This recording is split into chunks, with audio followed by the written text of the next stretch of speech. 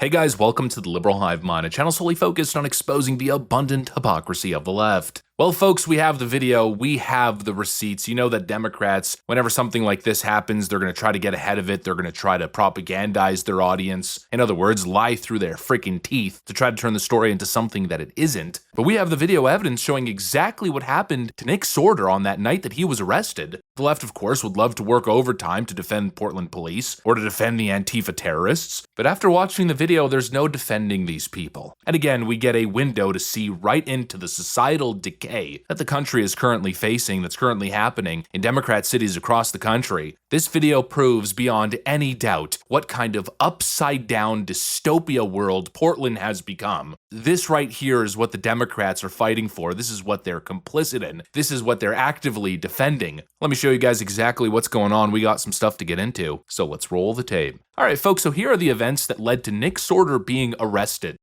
Put that light, I'll f it up. I will f you up. I will f you up. I'm walking down the street. You ain't going nowhere. Get out of here. I'll f you up. I will f you up, punk.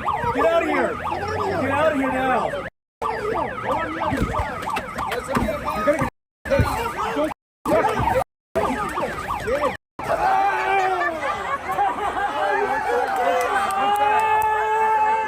get your rainbow. Thank you.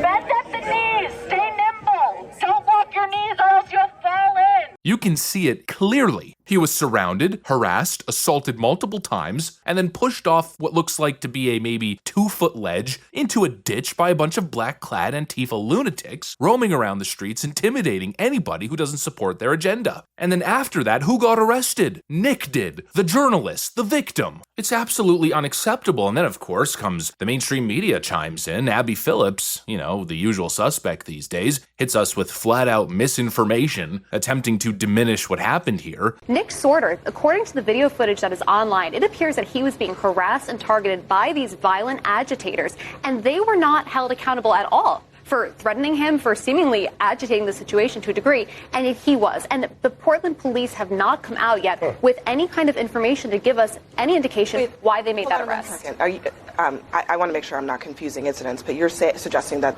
the people that he was in an altercation with were not arrested. They were arrested. They were all arrested according to the Portland PD. They were all arrested, she claims so confidently. But does she know that? Of course not. She's just taking the Portland Police Department at their word. Nick Sorter, the actual victim in the case, seems to have a different opinion. So they decided that that they could charge me with disorderly conduct in the second degree. Funny enough, we were pulled over on the side of the road in the cop car for an hour while they were trying to figure out what charge it would be. They were taking phone calls from superiors and stepping out of the vehicle to do so that I couldn't hear what they were talking about.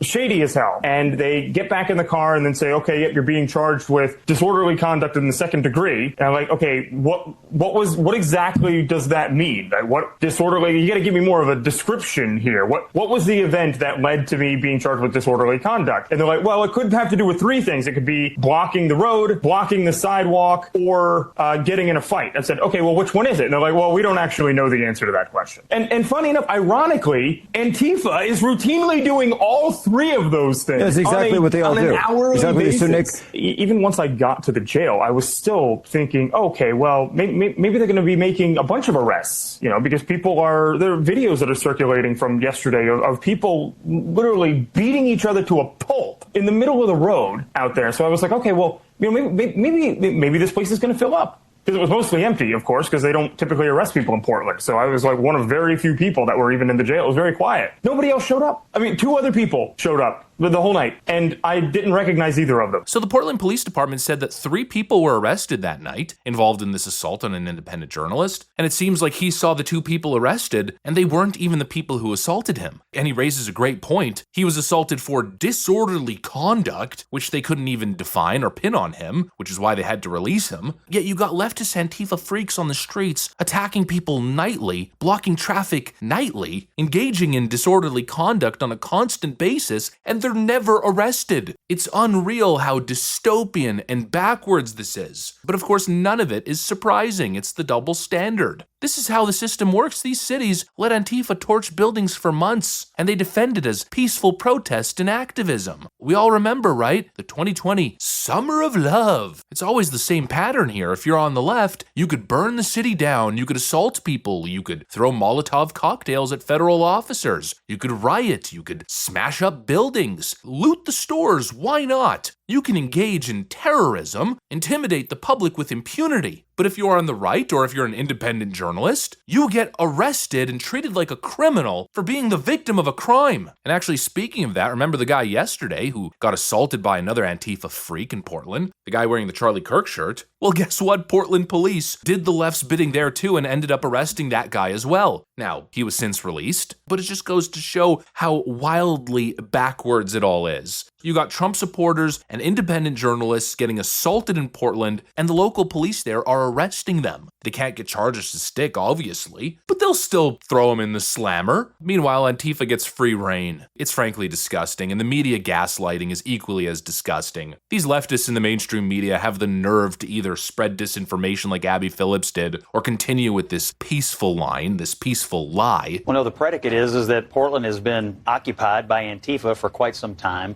You guys keep calling them protests. These aren't protests. These are violent people. They're attacking law enforcement. They're attacking federal facilities. The President of the United States has every obligation to defend federal facilities and federal personnel there. It's a disgrace that we have an American city that is essentially being occupied by left-wing radicals, and the locals won't do anything about it. And so now the president... Exaggeration of what's it happening is not in an Portland. exaggeration. I mean, I see the video. By local officials has been described as something that's essentially happening in one city block of Portland. And something occurring in one city block is suddenly Portland is war-ravaged. Do you dispute that they've attacked the ICE facility? I didn't say anything about that. I said that it's happening in one block of the city. Is that, so how many blocks is it? Does that constitute Portland being a war-ravaged city? I think what's happened in Portland is a disgrace. Nobody wants to go there. And yes, parts of the city are ravaged by these protesters, and federal would you describe officials the city as being believe their facilities are under attack.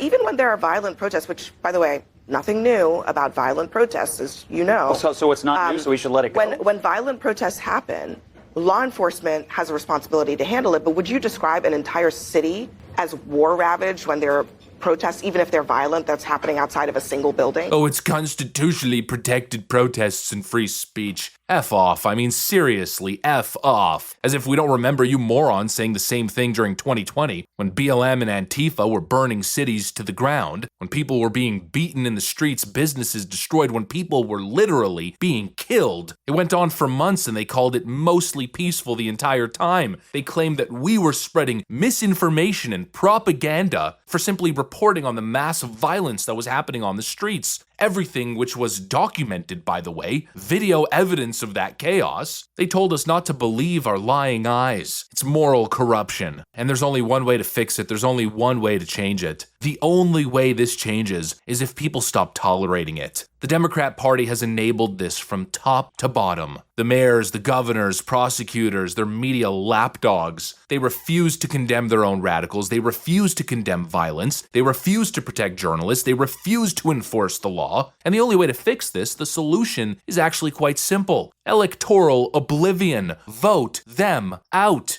I hope people are paying attention. I hope the people deliver a decisive, overwhelming blow in every major election, hopefully for the next 3 to 4 cycles, until the Democrat Party is left with no choice but to confront the monster that they created. It's the only way, folks. We know how the Democrat Party works. They will never change unless they are forced to change. They will never do the right thing unless they absolutely have to, until the focus groups have so vehemently turned on them that they have no other choice. And so I guess final words, vote accordingly. Anyways, that's pretty much what I got for you guys. Thanks for watching, and I'll see you on the next one.